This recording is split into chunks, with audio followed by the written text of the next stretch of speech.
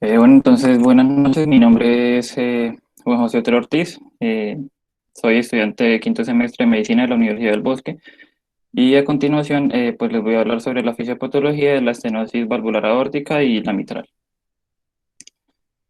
Aquí, pues, tenemos una diapositiva con el contenido que se va a abordar durante la charla. Para empezar,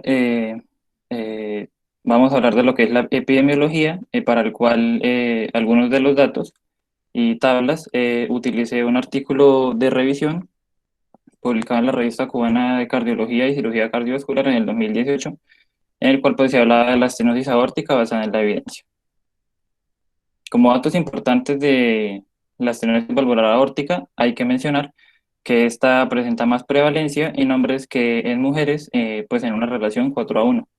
Esto pues se puede relacionar, ya que pues se ha visto que hay algunos factores protectores para la mujer, como lo son el hormonal, en la parte de los estrógenos, ya que pues se ha visto que ésta interviene en la producción de colesterol a nivel hepático y pues la repercusión que este tiene a nivel cardíaco, así como la exposición a componentes toxicológicos como lo es el tabaquismo, el alcoholismo, las enfermedades metabólicas como es la diabetes, y también el sedentarismo por parte de los hombres.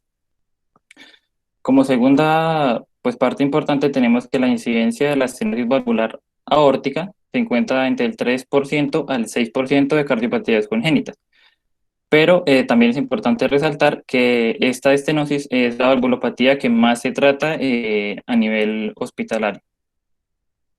También en Europa y Norteamérica, donde como se sabe hay más esperanza de vida, esto incrementa la morbimortalidad y pues asimismo en estos lugares esta estenosis valvular aórtica supone el motivo más frecuente, como ya lo dije anteriormente.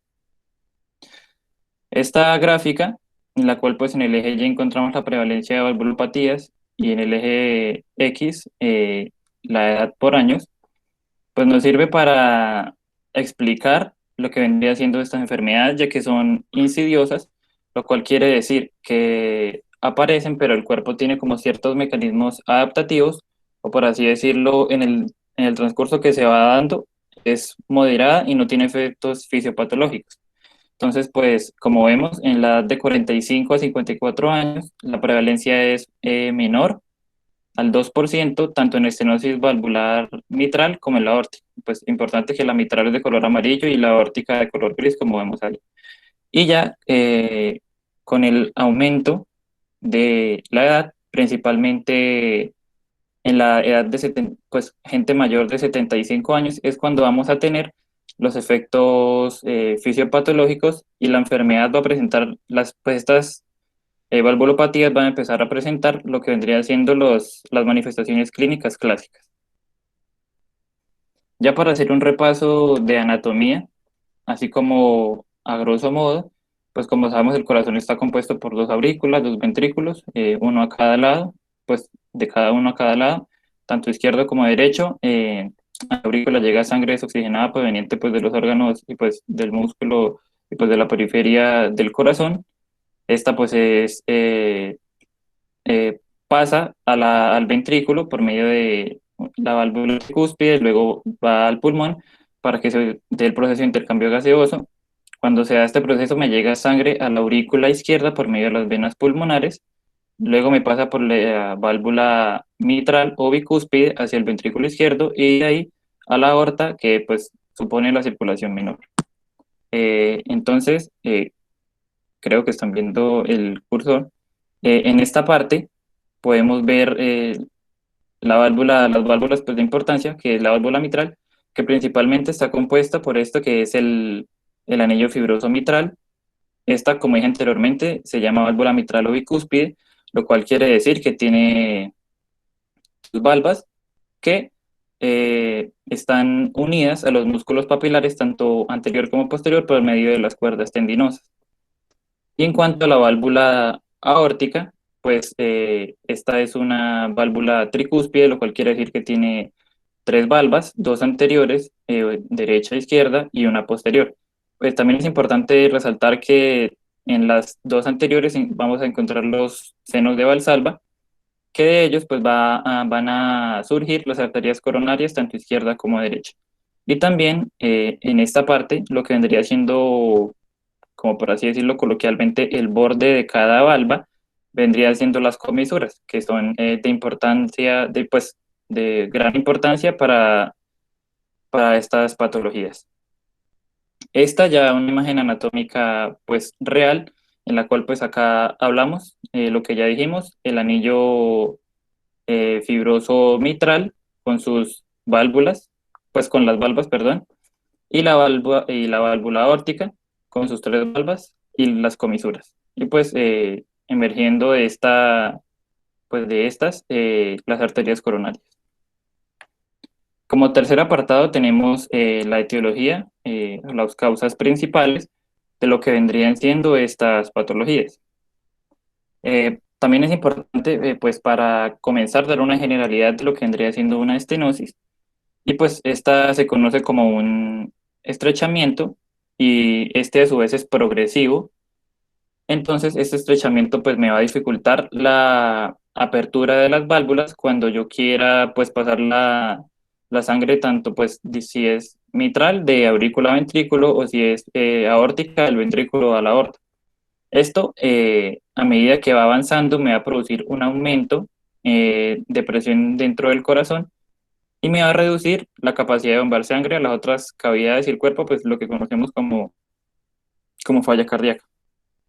Aquí en esta imagen sirve de analogía, pues nos lo enseñan muy frecuentemente, en la cual pues acá tenemos la válvula aórtica normal que se asemeja con una manguera que pues no tiene como por así decirlo las tapitas que sí vemos en la imagen 2 3 y 4 por lo cual pues el flujo es normal. Ya cuando pues le agrego estas pues resistencias, por así decirlo, tapitas, el flujo pues se va a disminuir considerablemente. Y si yo quiero que pues tener el mismo flujo de antes, voy a tener que hacer un aumento de presión. Pues por lo cual se explica, pues es muy bien usado para explicar lo que es el aumento de la severidad de la estenosis. Ya hablando de la estenosis valvular aórtica, se dice que este tiene dos causas principales. Una es congénita y la otra la adquirida. En la congénita tenemos una válvula unicúspide que, como su nombre lo dice, pues va a tener una sola valva que es unicomisural y esta genera una obstrucción completamente severa y va a resultar mortal para pues el primer año de vida. Pues por lo cual si en ese entonces yo detecto pues una válvula pues en un recién nacido es de vital importancia pues tratarla. Y pues estos se relacionan con la falla cardíaca o la muerte súbita, pero pues no es muy poco frecuente, así como pues lo voy a explicar adelante en la gráfica. La segunda es la bicúspide, que resulta ser asintomática hasta los 40 50 años, y pues como su nombre lo dice, tiene dos valvas con pues sus comisuras y pues estas me generan una obstrucción y me van a generar que este flujo que era laminar, al paso por esa obstrucción se me vuelva turbulento. Y esto va a generar un estrés sobre la válvula que posteriormente puede desarrollar fibrosis o calcificación. También es importante, pues, que en pacientes que ya se sabe que tienen válvula bicúspide, cuando estos tienen, pues, endocarditis infecciosa, esta válvula es muy susceptible, pues, pues, a sufrir daños. La otra es la válvula tricúspide y, pues, uno se preguntaría que si normalmente es tricúspide, pues, ¿por qué pues, porque esta pues, una etiología? Y es que, pues, pues en esta etiología congénita, las valvas son de diferente tamaño. Puede que tenga dos del mismo tamaño, pero una que es de diferente tamaño. Entonces, esto, como en la cúspide, me va a generar un flujo turbulento. Y pues, como ya dije anteriormente, este a su vez, y pues con el paso de los años, me va a generar una posterior fibrosis o calcificación. Ya la segunda es pues, las causas adquiridas, entre las cuales se destacan principalmente la calcificada o degenerativa, pues la cual es la causa más frecuente de estenosis valvular aórtica, pero con el aumento, pues cuando ya está como en una edad avanzada, ya que pues si entendimos lo anterior, como sabemos la válvula bicúspide y tricúspide se puede volver, aparte de ellas, de esas, en una degenerativa. Y pues este es el producto del estrés mecánico sobre las válvulas. Estas válvulas, pues las válvulas, perdón, se inmovilizan por depósitos de calcio en la base pues, de cada valva. Algo súper importante es que en esta estenosis calcificada no va a haber fusión de comisuras, sino que pues va a haber como una incapacidad de las valvas para poder abrirse correctamente. Algo también de suma importancia es que esta estenosis adquirida, calcificada, casi siempre, o pues en la mayoría de los casos, se acompaña de calcificación del anillo mitral y en menos casos de compromiso de las arterias coronarias. La segunda causa adquirida es la aparición de la fiebre reumática, pues si se hace como una contextualización, es una enfermedad inflamatoria que afecta principalmente a los tejidos blandos, en especial el corazón, y pues es como una consecuencia de una faringomigdalitis por las bacterias beta hemolíticas del grupo A, que pues no fue tratada eficazmente. Pero pues también hay que destacar que desde la aparición o pues el diagnóstico de la fiebre reumática, para que yo tenga conflictos fisiopatológicos, tiene que transcurrir aproximadamente 10 a 20 años, por lo cual también se explica que sea de origen insidioso.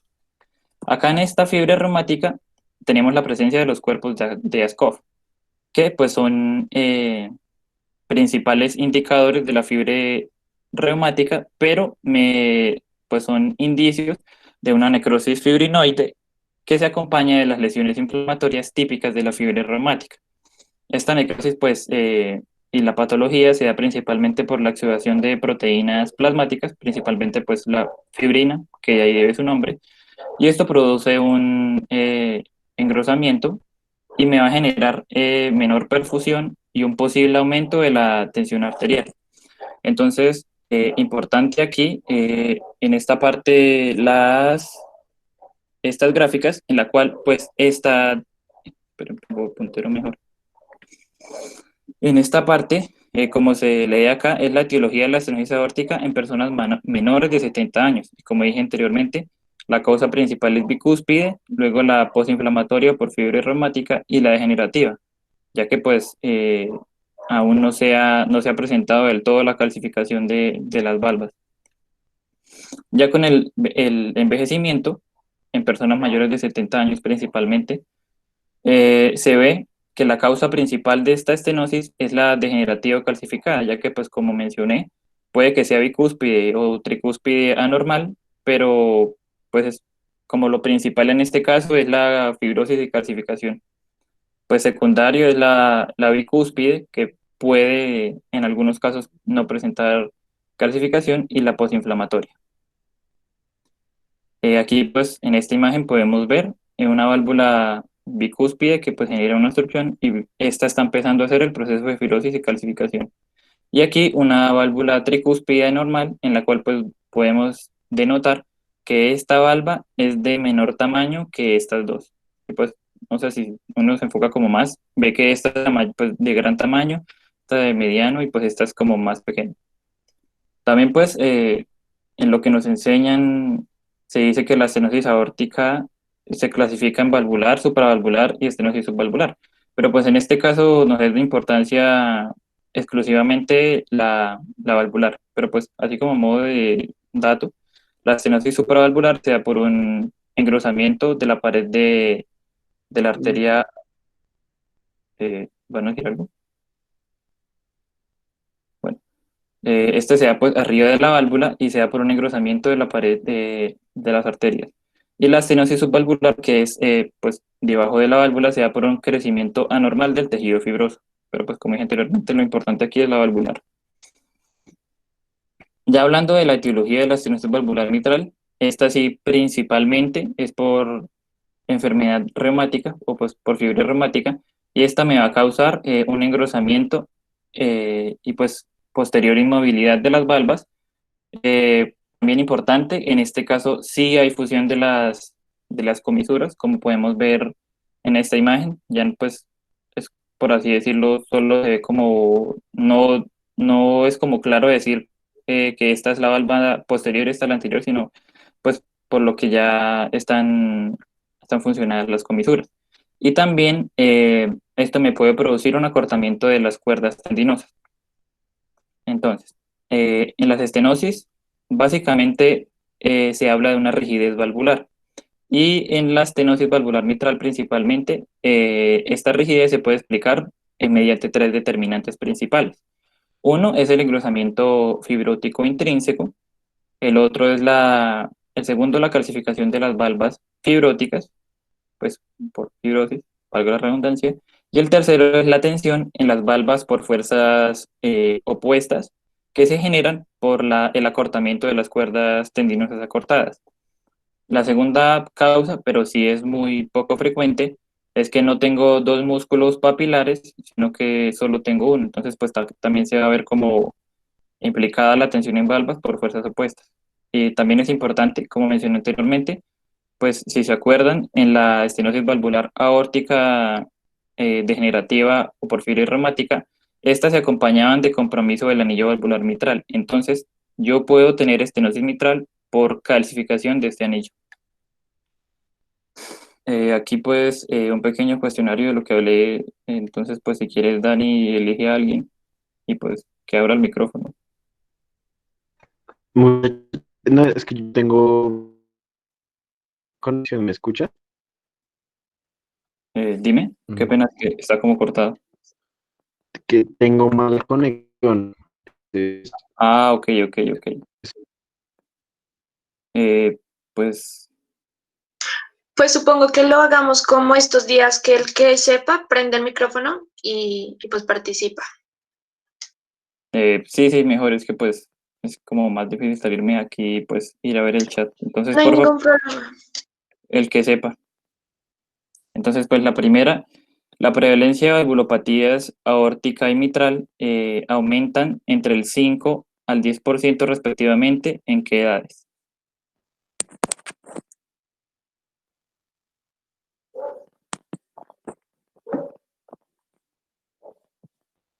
Creería, creería que es la A, entre los 55 y los 64, ¿no? No. ¿No es la D? ¿Cuál dijiste, Mafe? 65 a 74 años. Pues no, esta es como relacionada a la gráfica que puse, en la cual, pues sí, sí creo que pues olvidé mencionarlo, pero pues también está acoplado. Aunque bueno, pues también uno puede como divagar en eso, pero pues la respuesta es B, en la cual pues la prevalencia aumenta tanto en 5 en aórtica como en 10% en mitral, y esto se veía en pacientes que tenían una edad mayor a los 75 años. Pero pues sí, o sea, lo que dijeron es correcto porque aproximadamente después de los 55 es cuando yo empiezo pues a generar el proceso de calcificación y la aparición de los síntomas. Perdón, aquí me equivoqué de números, pero bueno, la segunda.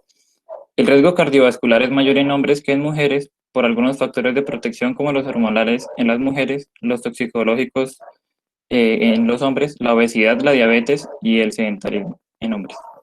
Verdadero. Sí, muy bien.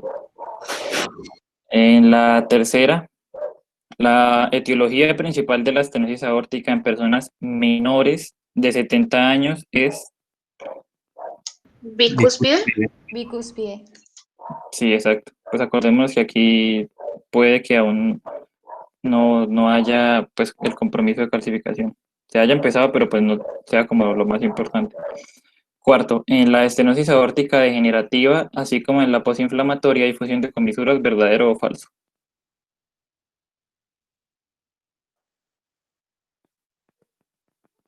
¿Falso? Falso. Sí, muy bien. La quinta, la estenosis aórtica degenerativa se acompaña algunas veces de calcificación del anillo mitral y de arterias coronarias, ¿verdadero o falso? Verdadero. Verdadero. Sí, muy bien. La seis, perdón. En la estenosis mitral, el fenómeno de rigidez valvular es causado por A, engrosamiento fibrótico intrínseco. B, calcificación secundaria de los velos fibróticos. C, tensión en valvas por fuerzas opuestas de cuerdas tendinosas acortadas. O D, todas las anteriores. Todas. Sí, muy Sí, bien. todo. Bueno, ya pues siguiendo como a lo importante, lo que nos compete en la fisiopatología, pues vamos a hablar en énfasis en gradientes de presión y remodelamiento. Para empezar, vamos a hablar de la estenosis valvular aórtica, en la cual pues como generalidad se dice que esta tiene una superficie valvular o pues un área valvular que oscila principal pues aproximadamente entre 3,5 a 4 centímetros cuadrados. Pero en una estenosis valvular aórtica, esta puede llegar a una obstrucción del 75% pues, de dicha área. Pues también cabe destacar que depende de la severidad y que no en todos los pacientes va a ser igual. En unos puedo tener menos y en otros incluso puede llegar a, perdón, a ser la obstrucción mayor. También, como dije anteriormente, son patologías insidiosas, por lo cual el inicio gradual me da la oportunidad al corazón para que éste genere mecanismos compensatorios, los cuales pues se mencionarán eh, en, en la diapositiva siguiente.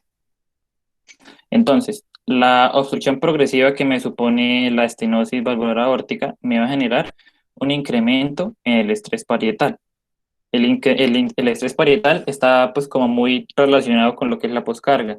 Y este estrés parietal eh, va a aumentar si yo tengo un aumento en la presión o un aumento en el radio pues dado por el volumen. Y esto me va a generar replicación de sarcómeros, que es lo más importante acá, me va a producir una hipertrofia concéntrica. Pues ustedes también se preguntarán que pues esta fórmula qué es, pues porque está acá, es pues la ley de Laplace, pero que es usada para esferas y que nos puede explicar un poco, pues no es como tan específica, pero nos puede explicar un poco cómo es el mecanismo compensatorio.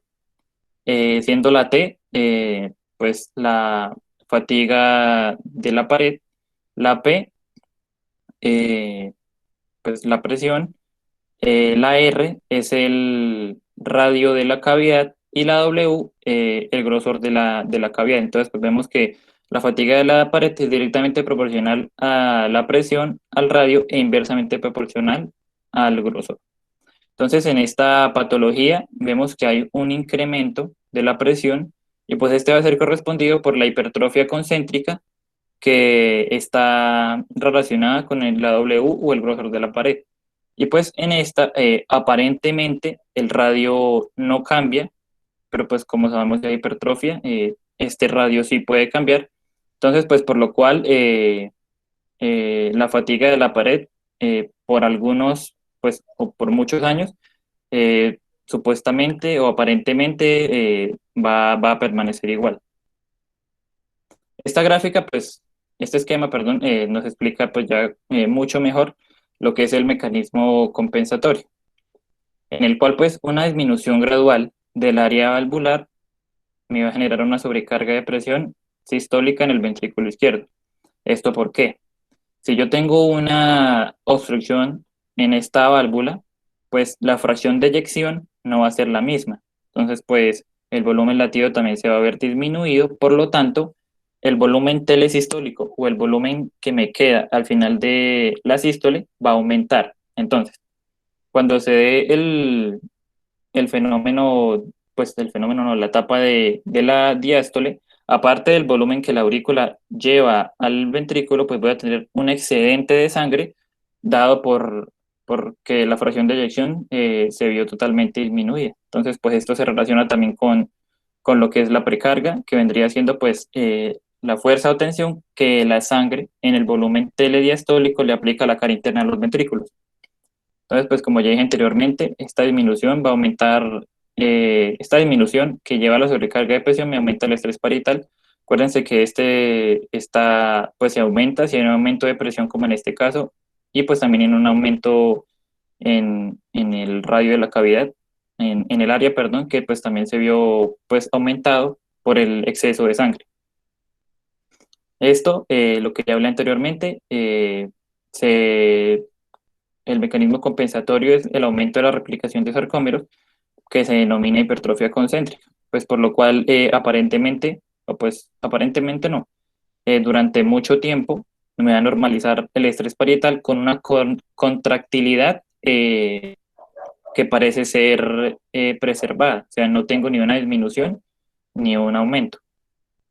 Ya en etapas avanzadas, cuando la estenosis progresa, ya es muy severa, pues me falla el mecanismo compensatorio, entonces pues uno diría, pues si antes se hipertrofia, porque después no se hipertrofia más y ya, pero pues eso no se puede dar y pues ya no se puede, pues el miocardio no se puede hipertrofiar más, se puede hipertrofiar más, entonces pues me falla el mecanismo compensatorio, la poscarga, que es la resistencia a la eyección de la sangre por parte del ventrículo, se me eleva y en esta parte sí pues el miocardio pues pierde la fuerza pues de contractilidad y voy a tener una dilatación ventricular, por lo que ya les dije, disminuye nuevamente la fracción de eyección.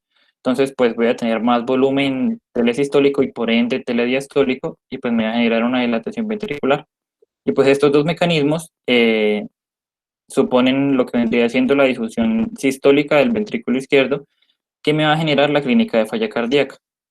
También es importante pues esta vía, ya que pues cuando tengo hipertrofia concéntrica, esto va a significar que el tiempo de la sístole también me aumente más, ya que pues tengo que generar un gradiente de presión mayor pues para vencer esta resistencia que me supone la obstrucción y que pues yo pueda inyectar la sangre eficazmente. Por lo cual, este gradiente de presión al ser mayor se va a disminuir gradualmente hasta llegar a la fase temprana de la diástole. Entonces, cuando tenía que empezar la diástole, no empezó y por eso voy a tener un aumento de presión adicional por parte de la aurícula para que el llenado sea pues eficaz. Pero pues si tengo una alteración en pues en este proceso, me va a generar una difusión diastólica que también se relaciona con la clínica de falla cardíaca. ¿Tienen alguna pregunta de esta parte? Es que es como un poco complicado. También pues si tienen preguntas, abran el micrófono y pues me preguntan. ¿Ahí me están escuchando bien? Sí, Denise. Listo. Bueno, muy bien, muchachos. Este digamos que es el gran cuadro de la fisiopatología de la enfermedad, la progresión. Entonces este cuadro es súper importante porque a veces nosotros no tenemos en cuenta todo lo que conlleva la estenosis. A veces solo pensamos estenosis del soplo y ya. Entonces, recordemos, está muy bien todo lo que dijiste y quiero hacer una aclaración aquí muy, muy importante que a veces tampoco tenemos en cuenta y es, digamos, cuando el ventrículo aumenta de tamaño y se hipertrofia, ¿cierto? Digamos que los vasos puede que, digamos, crezcan un poquito, digamos que ahonden más en el músculo y irriguen el músculo, digamos que crece, como puede que esta hipertrofia sea tan grande que no se compense adecuadamente la irrigación coronaria, por lo cual puede haber isquemia. ¿Listo? Entonces, Pues eso se explica en la siguiente, en esto. ay, perdón, perdón, adelante. Dale, dale. O, si alguien tiene Discúlpame. otra pregunta de esto, pues es como dijo Daniel lo más importante. No, pues, bueno, entonces ya cuando tenemos la estenosis aórtica en una etapa ya muy severa, estos determinantes ya los dije anteriormente, incremento de la masa muscular, la hipertrofia, después esto también me va a suponer un incremento de la presión sistólica, lo que también ya dije anteriormente, el incremento de presión al final de la diástole, pues ya que el tiempo de la diástole pues se vio acortado. Y también lo que ya dije anteriormente, una prolongación en el tiempo de eyección sistólica, pues para aumentar el gradiente y pues que se pueda vencer dicha resistencia. Todo esto conjugado va a generar un incremento en la demanda de lodo, ya que pues el miocardio va a tener que hacer más trabajo y si yo no correspondo a este incremento me va a generar isquemia miocárdica.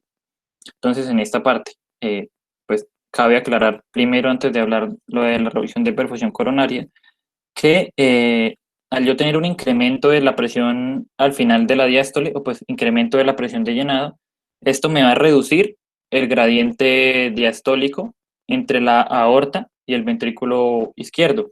Y pues esto, si recordamos nuestras clases de fisiología, es lo que vendría siendo el gradiente de perfusión coronario. Pues, como dice acá, esto puede explicar la angina al esfuerzo, que también lo va a explicar después en las manifestaciones clínicas.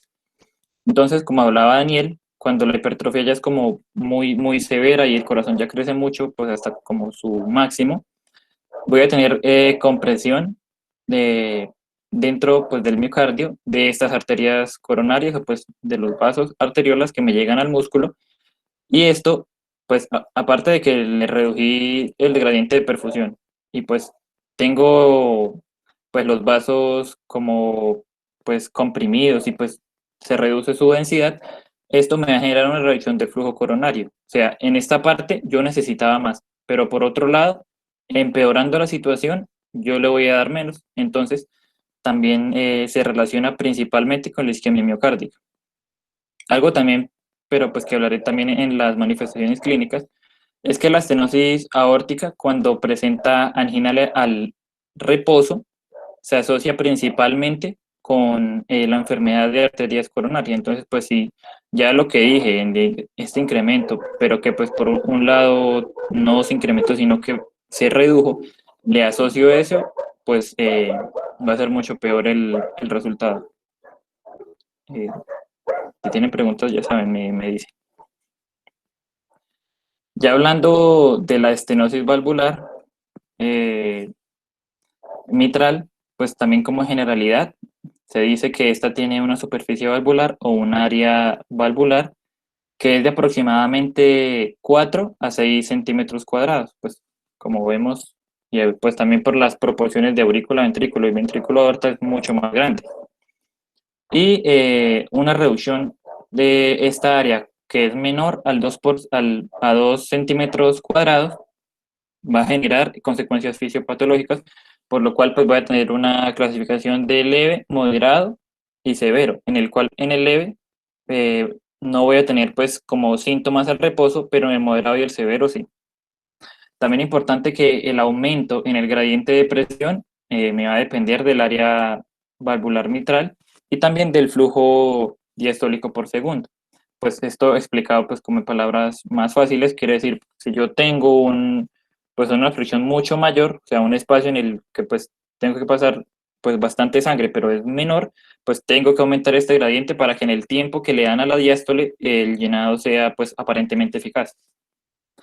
Entonces, este aumento con la progresión de la patología, el aumento de presión en la aurícula, algo también súper importante y que se va a relacionar con la aparición de síntomas, es que este aumento de presión en la aurícula se va a transmitir de manera retrógrada por las venas pulmonares, que como sabemos son las que pues traen la sangre desde el pulmón hacia la aurícula oxigenada. Y pues este pues retroceso de la presión también se va a seguir hacia los capilares y a las arteriolas pulmonares. Esto me va a generar muchas consecuencias, principalmente en el intersticio pulmonar, y también me va a generar principalmente hipertrofia arteriolar pues en los vasos implicados, y también una pues, consecuencia, pero que ya es como de estadios más avanzados, es la hipertensión pulmonar. Entonces, el aumento en presión de aurícula derecha produce un crecimiento auricular, así como pues en la aórtica yo tenía una hipertrofia ventricular, aquí no voy a tener una hipertrofia en la aurícula, sino que voy a tener como un aumento, pues lo que dice ahí, el crecimiento auricular, no un aumento sino en el grosor, sino como en el área o radio, pues para que pues, se corresponda a este aumento de presión. Esto me puede generar una fibrilación auricular, que pues así como a grosso modo es pues latidos cardíacos que no son, pues son irregulares, en la cual pues las aurículas no están coordinadas con los ventrículos, entonces pues esto también me puede suponer un flujo de diástole lento. Entonces cuando yo combino el aumento de presión con el crecimiento auricular, la posible aparición de la fibrilación auricular y pues también un posible flujo lento, me va a generar trombos intracavitatorios, que también se hablarán las manifestaciones clínicas, y estos trombos se dan principalmente en la auriculilla izquierda.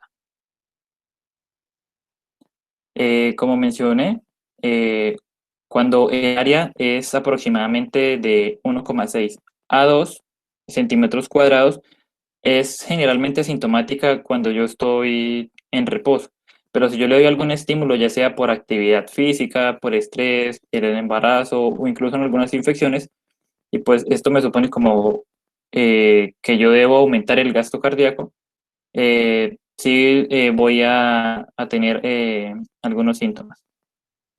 Entonces, cuando esta estenosis valvular mitral es severa, como ya mencioné anteriormente, en los estadios ya muy avanzados, me puede generar una hipertensión pulmonar que posteriormente va a repercutir y va a generar efectos nocivos al lado derecho del corazón, principalmente al ventrículo derecho, en el cual pues voy a tener un aumento significativo de presión, una hipertrofia y pues posteriormente una dilatación del ventrículo. Esta tabla pues no es más que para pues hablar sí de la severidad. En la leve pues ya mencioné de 1,6 a 2, la moderada la reducción ya pues es de 1 a 1,5 y la severa es cuando pues esta área valvular es menor a 1, que pues eh, es muy muy pequeña. Y pues como dije ya anteriormente, el gradiente de presión es directamente proporcional del área valvular mitral. Entonces, si es leve, pues va a tener un gradiente aproximadamente de 6, pero a medida que aumente la severidad, el gradiente va a aumentar. ¿Alguien tiene una pregunta? Eh, sí, muchachos, ¿alguien sabe cómo, según el enunciado que pones tú, cuando es severa puede inducir hipertensión pulmonar, este fenómeno puede generar hipertensión, ta, ta, ta? ¿Alguien sabe cómo se llama clínicamente eso, cómo se denomina?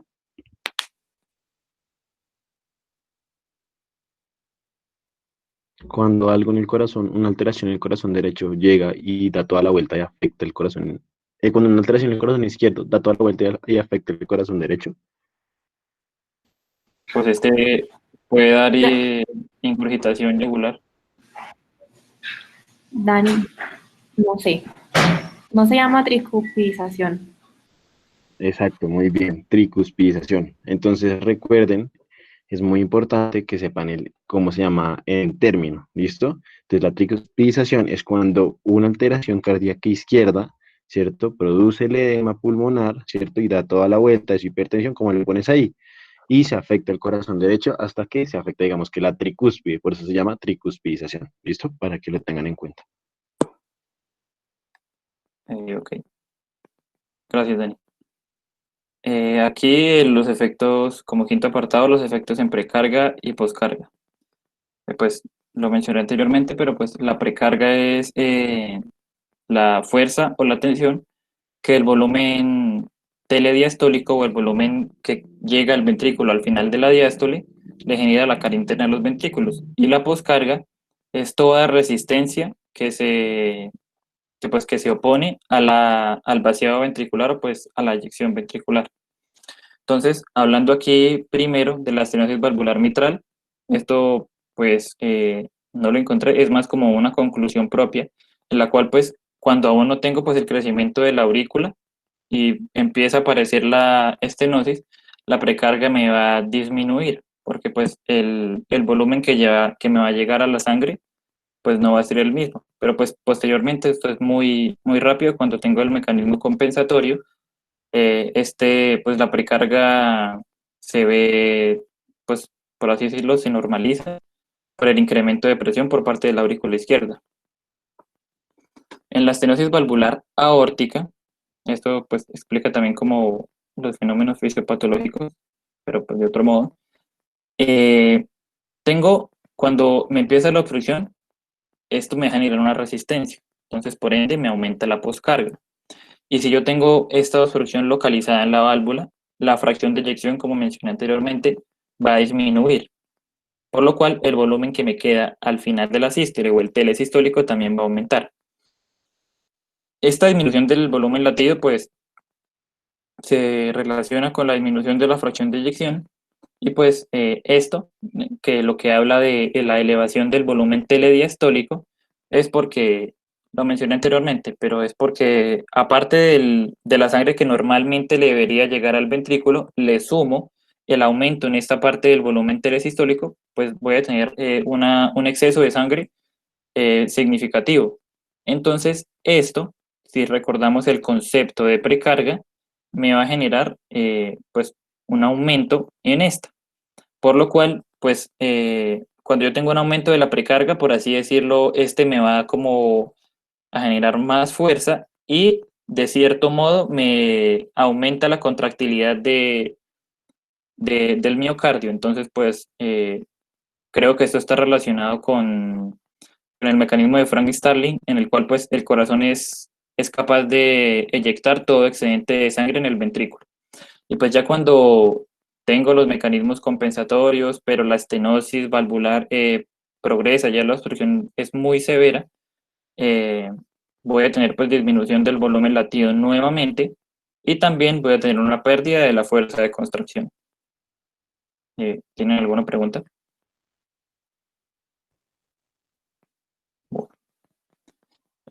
Aquí pues el cuestionario 2 pues, la presión y la poscarga y la precarga, pues como en el anterior, el que sepa abra el micrófono y pues contesta. En la primera, en una estenosis valvular aórtica, se puede obstruir aproximadamente ¿qué porcentaje del área valvular? El 75. Sí, muy bien. Pues acordémonos que esto no es general para todos los pacientes, pues porque como sabemos todos somos distintos. Segundo, el mecanismo compensatorio del ventrículo izquierdo para estenosis valvular aórtica se puede no tanto aplicar, sino como explicar con la siguiente fórmula.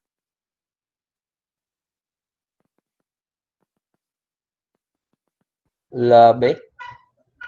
Sí, muy bien. Entonces, pues como sabemos, la fatiga de la pared se relaciona directamente proporcional con la presión, el radio y es inversa al grosor de la pared. En el tercero, ¿qué fenómenos aparecen luego de que falla el mecanismo compensatorio del ventrículo izquierdo? Entonces, pues recordemos que aquí es cuando la hipertrofia ya no es suficiente y pues la poscarga está elevada. Ahí son dos los mecanismos principales. A, la reducción de la contractilidad del miocardio. B, aumento de la contractilidad del miocardio. C, aumento de hipertrofia ventricular. Y D, dilatación ventricular. B y D, aumento de la contractilidad del miocardio dilatación no, aumento de la hipertrofia ventricular. No, A y D, creo. exacto, pues como lo mencioné anteriormente, cuando el mecanismo va a fallar, pues por así decirlo, el miocardio pierde fuerza, por lo cual se explica la reducción de la contractilidad del miocardio. También lo expliqué, pues uno dice, si la estenosis progresa, pues que se dé un aumento de la hipertrofia, pero cuando es severa, pues ya la hipertrofia llega hasta cierto punto, tiene un máximo, entonces pues ya no voy a poderlo hipertrofiar más y pues el aumento del volumen telediastólico pues también me explica la aparición de la dilatación ventricular.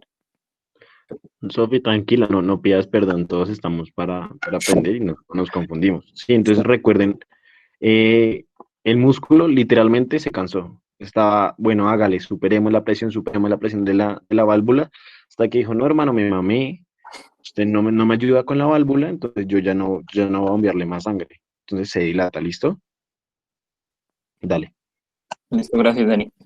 La cuarta, el aumento de presión en la aurícula izquierda desencadena, aquí me quedó mal, no es hipertrofia, es más que todo un crecimiento auricular, que en los estadios avanzados de la estenosis valvular mitral puede generar fibrilación auricular, ¿verdadero o falso?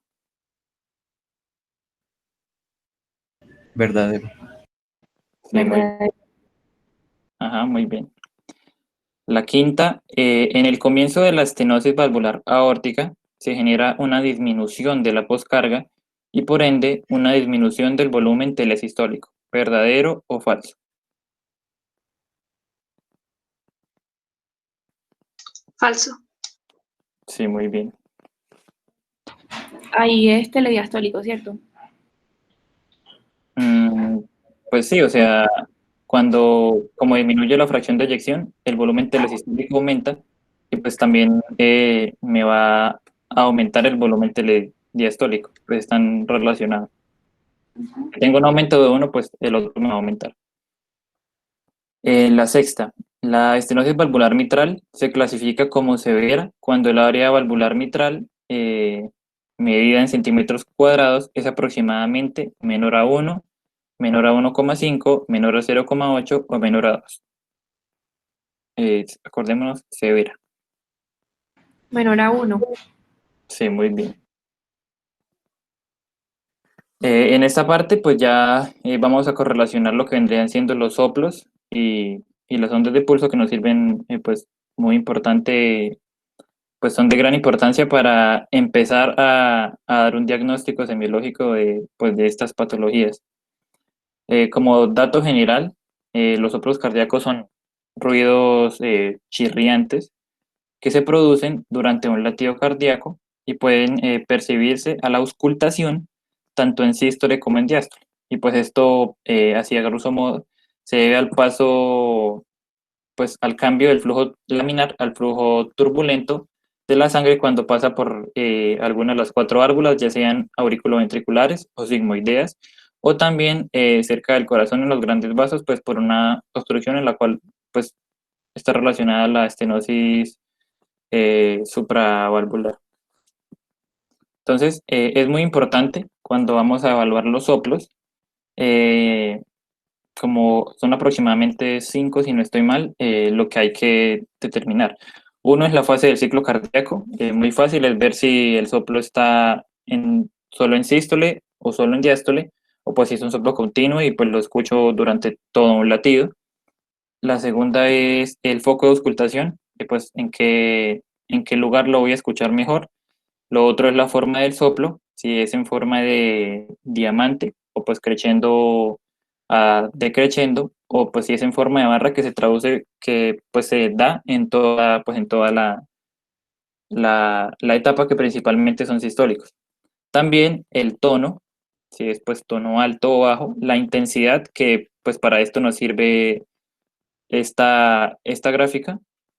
Y también algo importante es si este soplo tiene alguna irradiación y hacia dónde se va a irradiar. Entonces, pues así muy rápidamente, el grado 1 es un soplo débil, que es pues es apenas audible para oídos expertos, o sea, con mucha práctica es muy difícil de escuchar y pues requiere escuchar de varios latidos para que este sea identificado. El grado 2 es un soplo un poco más intenso que el anterior y es de más fácil identificación. Los soplos, pues que uno va a encontrar como más frecuentemente, pero pues no es como que estos sean los únicos, es el grado 3, que es un soplo intenso sin frémito, que si recordamos el frémito trill, pues es una vibración palpable en el tórax que se relaciona con el paso del flujo laminar al flujo turbulento. El grado 4 es este mismo soplo intenso, pero este ya va a estar acompañado de frémito o trill. El grado 5 es un soplo que igual como el 4 es muy intenso. No, mentiras, perdón. Es un soplo intenso y este frémito pues es como más perceptible, por así decirlo, y es audible en las estructuras sólidas y pues como más fácilmente al auscultar los focos. Y el soplo grado 6 es un soplo pues ya muy prominente, es un soplo muy intenso, que tiene un frémito pues ya muy importante y se puede escuchar incluso sin colocar el estetoscopio pues sobre el tórax o los focos de auscultación.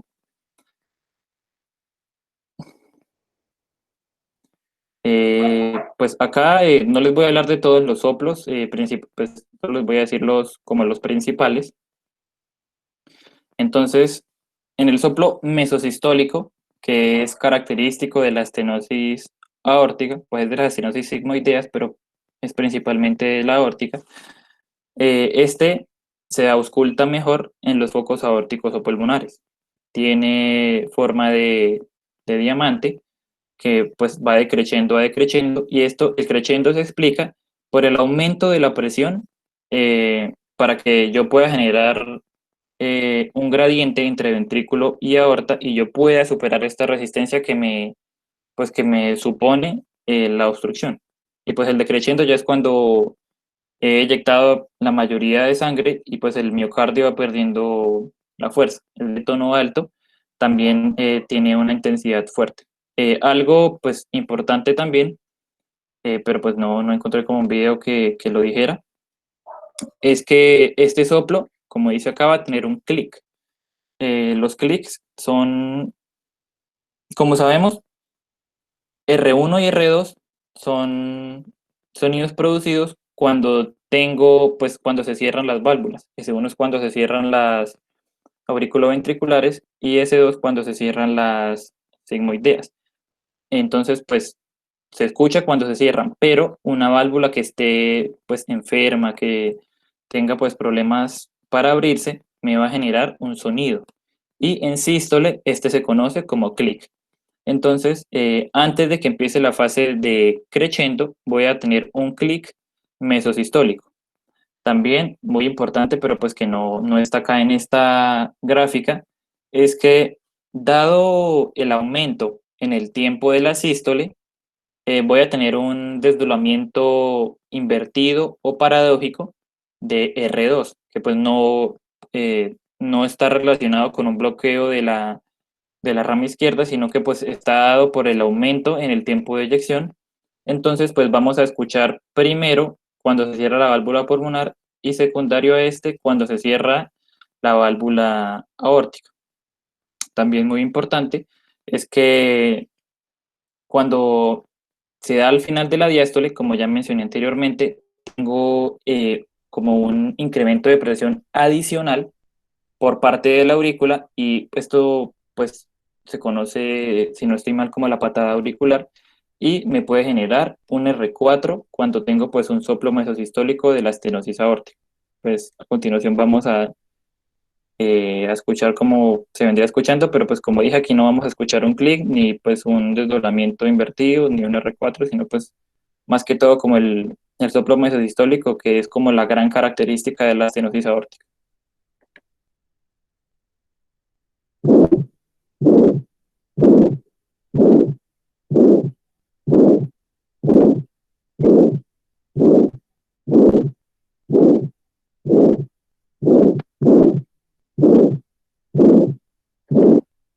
Pues también algo que no mencioné anteriormente, y es que en las fases tanto de sístole como diástole las voy a dividir en proto, en meso y en tele. Proto es al comienzo, meso es en la mitad del ciclo, pues de la etapa de sístole o diástole, y proto ya es al final de esta etapa.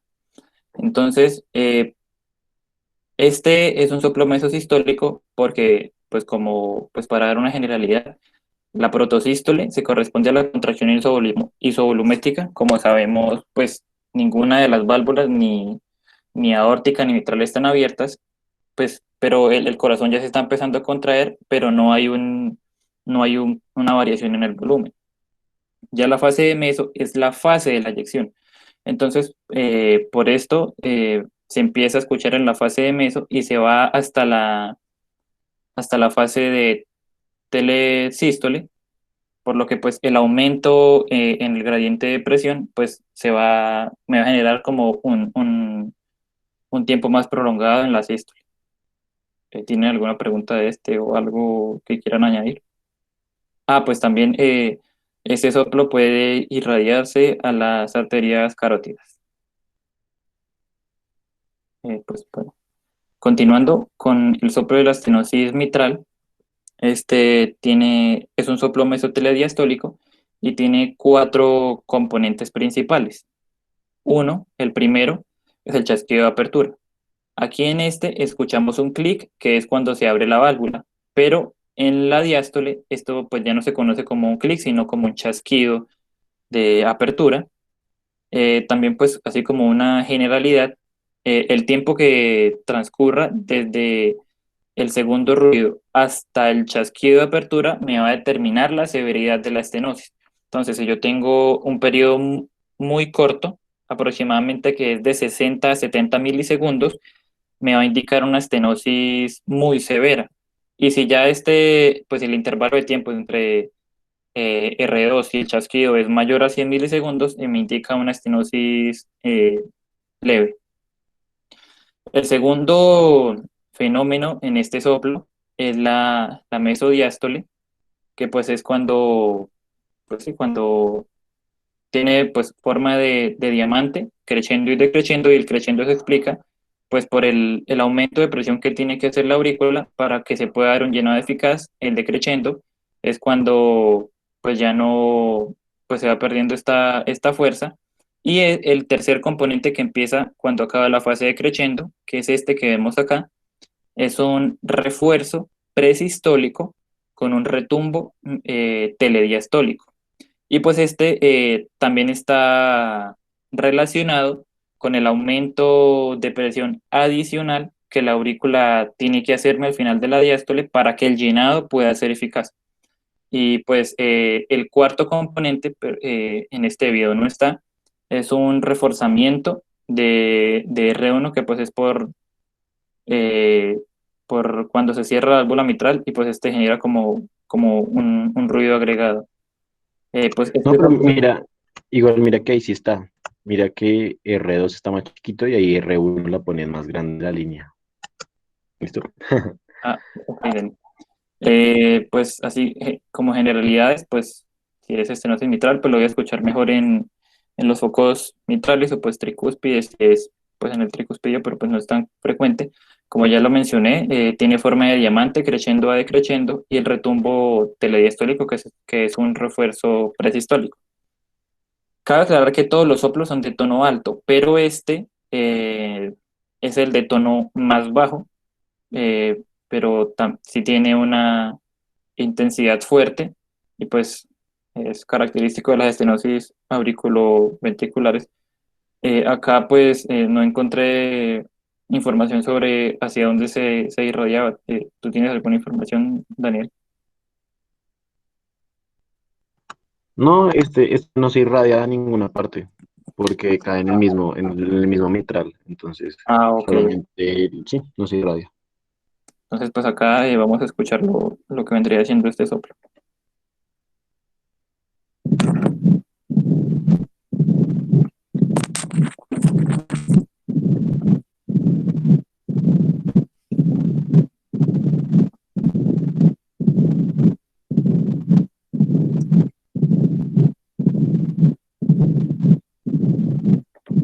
Entonces, pues si escuchamos como detenidamente, igual, pues esto no es algo que se aprenda así como de una y a la primera vez que a uno le dicen, sino que pues es con la práctica. Cuando escuchamos R2 instantáneamente, escucho el ruido agregado que es el chasquido de apertura, luego pues se da el soplo y pues si uno lo escucha así como muy concentrado, va a escuchar que en esta parte, o sea, el aumento de presión no es tan evidente, pero pues con la práctica sí pues se va a escuchar más, pues va a ser de más fácil percepción.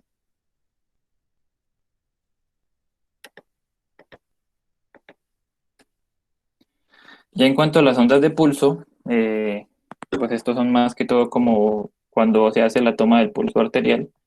Estos no es más que una expansión y relajación que, pues sin la presencia de alguna arritmia o algo que me altere, es rítmico, una expansión rítmica de las arterias y se produce por las ondas de presión provenientes del ventrículo izquierdo.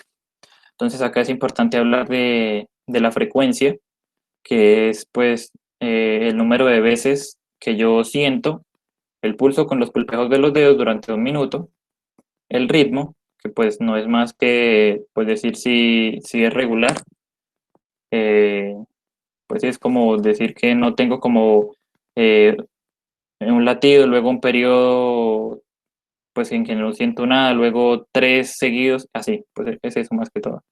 La amplitud, que es pues el grado de distensibilidad de la arteria, y la simetría, que pues es principalmente para evaluar pues, si la irrigación periférica está adecuada. Entonces, principalmente yo pues palpo el pulso arterial de la mano izquierda y también voy a palpar pues, el del brazo derecho para ver si estos son simétricos o si están pues descoordinados. Entonces, como dato general, uno siente, pues uno como examinador siente el pulso cuando pues hace cierta presión, entonces la arteria pues, va a chocar con el hueso, lo cual pues nos va a generar la onda de pulso.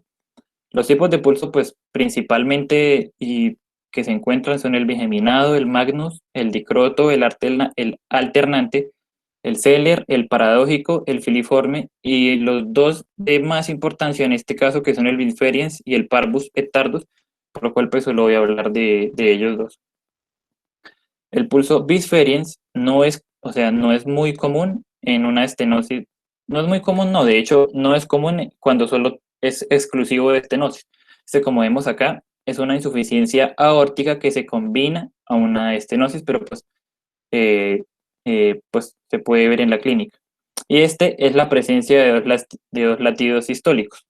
Uno es la onda de percusión, que pues es la transmisión pues, de la presión en la sístole temprana a la aorta. La segunda es la onda de marea, que es ya cuando genero pues, el flujo retrógrado, y estos se separan por una depresión mesosistólica, que es acá cuando interfiere la estenosis. Entonces, pues esta depresión se explica por la presencia de esta estenosis. Pero pues lo principal que vamos a encontrar en la clínica es que estas estenosis cuando se presentan solas me van a generar un pulso parvus et tardus. Parvus significa que es de poca amplitud, tardus que tiene un ascenso lento.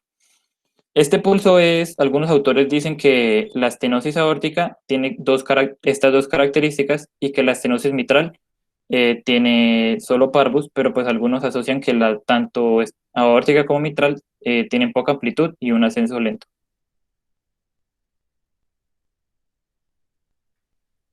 Ya hablando pues de las manifestaciones clínicas, antes de hablar es importante traer a acotación que si recordamos, lo dije al principio, cuando yo tengo una etiología degenerativa o reumática, se va a acompañar de compromiso en el anillo mitral. Y pues si también recordamos, yo puedo tener estenosis mitral por compromiso de este anillo. Pero pues esto se explica más que todo por la disnea. Como ya dije, esta es una patología insidiosa que es asintomática aproximadamente hasta los 40 y 50 años y pues se explica por los mecanismos compensatorios. Ya los tres signos principales son la angina del esfuerzo o el reposo. El reposo es principalmente también lo que dije, que cuando tengo un compromiso de enfermedad de las arterias coronarias, que pues no es más que una obstrucción, principalmente por una placa aterosclerótica. Pero en esta patología es principalmente angina de esfuerzo, que pues dado los incrementos, pues el incremento de la demanda del O2 por el miocardio, y pues una disminución de dicho aporte, como ya pues lo dijo Daniel y lo expliqué yo, por la compresión de los vasos y pues a su vez una disminución de los mismos, pues me genera una isquemia de los miocitos, pero principalmente el esfuerzo cuando pues me aumenta la frecuencia cardíaca y tengo que aumentar el gasto cardíaco, pero pues es como muy imposible dada la severidad de la patología. La segunda manifestación clínica importante es el síncope, perdón, que como sabemos pues es una pérdida parcial de la conciencia o un desmayo, en el cual también se puede dar como pues una cierta parada de los latidos cardíacos y también de la frecuencia respiratoria, y este se explica por la incapacidad para elevar el gasto cardíaco, principalmente el esfuerzo a la actividad física, ya que pues tenemos mayor demanda periférica de oxígeno, pero pues el corazón no puede corresponder a esta demanda, o para actividades vasodilatadoras o si la persona consume medicamentos que generen vasodilatación, ya que pues esto pues me genera pues la luz de las arterias se expanda más, pero al no tener pues la capacidad de aumentar el gasto cardíaco, principalmente me va a generar una hipoperfusión cerebral. Y también este síncope se puede relacionar con las arritmias auriculares, principalmente también pues en la fibrilación auricular, ya que pues el llenado no es del todo eficaz. Entonces pues aparte de que necesito pues que se aumente este gasto cardíaco, no tengo pues el volumen suficiente, entonces pues empeora mucho. Esta disnea también es insidiosa y se relaciona principalmente con el aumento de la presión al final de la diástole por parte de la aurícula izquierda. Entonces, pues aquí vamos a hablar de la estenosis valvular mitral, en la cual las manifestaciones clínicas están fuertemente relacionadas o pues se relacionan principalmente con el aumento de presión en la aurícula izquierda, como ya mencioné, al final de la diástole para, pues como tuve menos tiempo en la diástole, pues que se pueda dar un llenado pues eficaz conforme a las demandas de oxígeno. Esto pues me va a generar una congestión pulmonar y una disnea, que se explica por el flujo, pues al aumento de la presión me va a generar pues un flujo retrógrado, por así decirlo, en el cual pues voy a tener también un aumento de los líquidos en el pulmón, lo cual me disminuye la capacidad vital y pues este aumento de presión y acumulación de líquidos eh, no es más que pues el edema intersticial pulmonar. Entonces pues la presencia de este edema me explica la disnea, tanto en la estenosis mitral como en la aórtica. También, pero ya cuando ya la estenosis va convirtiéndose un poco más, pues va empeorando un poco más, eh, los pacientes pueden tener ortopnea, que pues si recordamos es la dificultad respiratoria cuando se está acostado y pues el paciente tiene que sentarse porque siente cierto alivio. O la disnea paroxística nocturna, que es que cuando el paciente está durmiendo y se despierta, porque pues no está teniendo pues una frecuencia respiratoria acorde, o esta, aunque pues sea como por así decirlo normal, no está siendo del todo buena, entonces pues el paciente se despierta con esta dificultad. También la hemoptisis, que pues explica eh, también como la disnea por el aumento de presión retrógrado hacia los vasos, pues por las venas pulmonares, y este genera una ruptura de los vasos. Entonces, pues los pacientes pueden referir que pues tienen tos con expectoración sanguínea.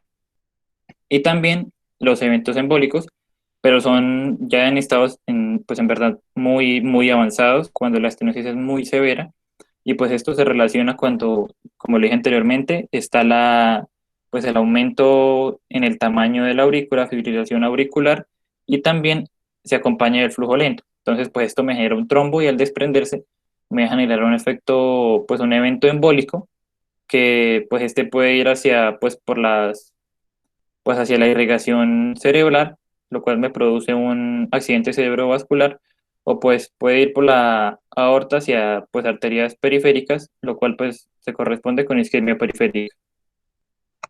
¿Tienen alguna pregunta? Listo.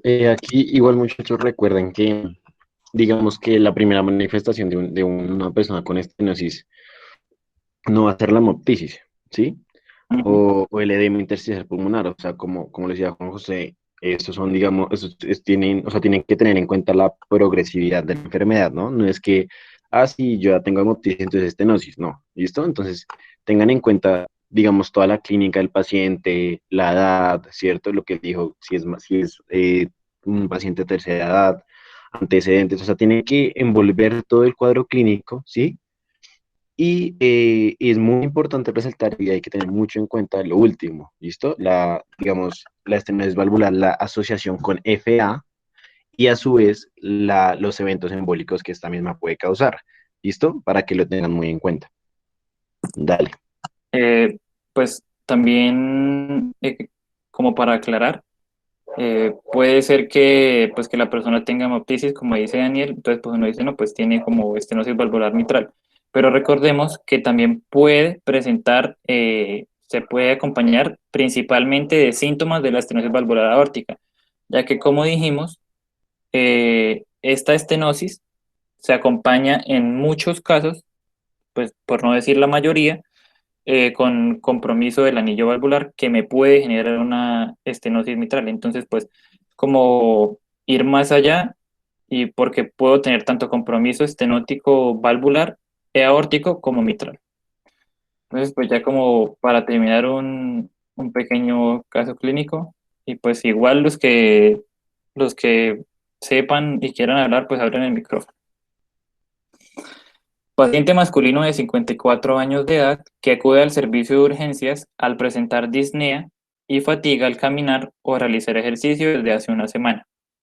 El paciente refiere que además de estos síntomas, hace 2 días presenta tos con expectoración de sangre, conocido como hemoptisis. La causa principal de la consulta es la presencia de un dolor localizado y punzante en el pecho hace una hora. Como antecedente importante, el paciente refiere que tuvo faringoamigdalitis hace 13 años que no fue tratada eficazmente y esta desencadenó una fiebre reumática que fue tratada durante 5 años con antibióticos. Al examen físico se encontró la presencia de un pulso arterial débil y de poca amplitud. Asimismo, a la auscultación se encontró un soplo mesosistólico antecedido de un clic con presencia de un desdoblamiento invertido o paradójico de R2 y la presencia de un R4. Teniendo en cuenta esta información, ¿cuál sería el diagnóstico sindromático para este paciente?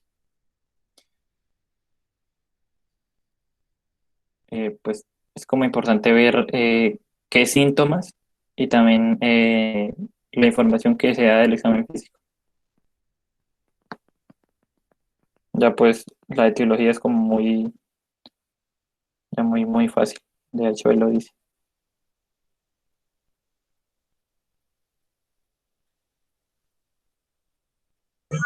Juan, Dime, Mafe. ¿no podría ser una estenosis aórtica? Sí, sí. ¿Y Eh, ¿Cómo? cuál crees que es la causa, María Fernanda? ¿Por qué la estenosis aórtica? Pues yo diría que por la fiebre reumática, Ok, ¿qué más?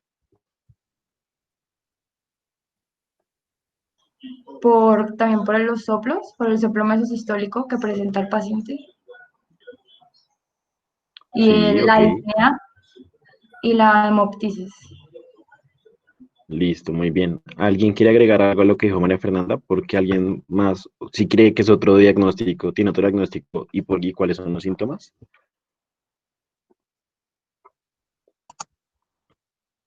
Por ejemplo, vamos a ver, María Isabel Daza, ¿tú qué crees, Marichi?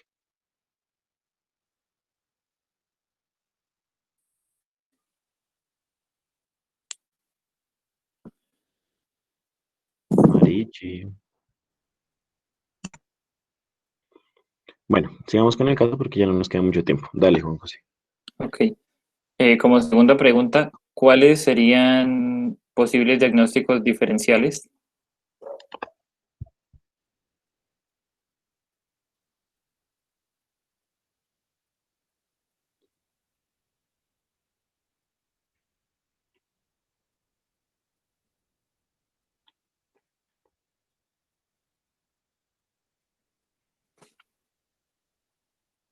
No sé, pues que, o sea, uno sería la estenosis, podría también, que no sé, esa estenosis conlleva alguna falla cardíaca, tal vez.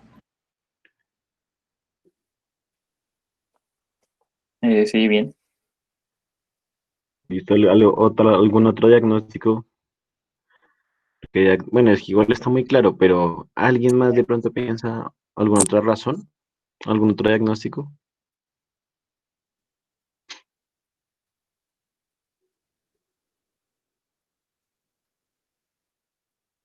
De pronto puede que tal vez esté infartando. No sé. Pues sí, como por el dolor, no tiene las características de los dolores que habíamos visto de anginosos, pero por el dolor supongo que también tendríamos que explorar que sea un infarto o una angina. Sí, muy bien, exacto. Sí, sí, sí, muy bien. Listo, siguiente. Y pues así como última, puede haber presencia de hipertensión pulmonar.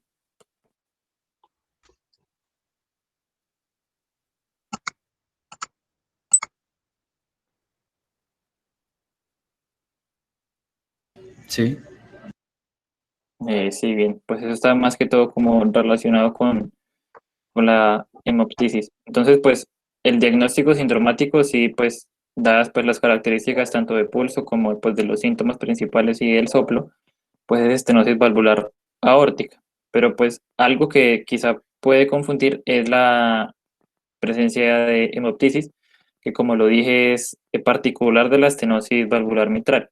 Pero también algo que había dicho pues hace poco es que la estenosis valvular aórtica se relaciona también o muy frecuentemente con compromiso del anillo valvular mitral, pero puede que no. Entonces, acá es cuando entran los posibles diagnósticos diferenciales, pues que puede ser, sí, estenosis aórtica o estenosis valvular mitral, eh, y pues lo que dijo Daniel de un posible infarto.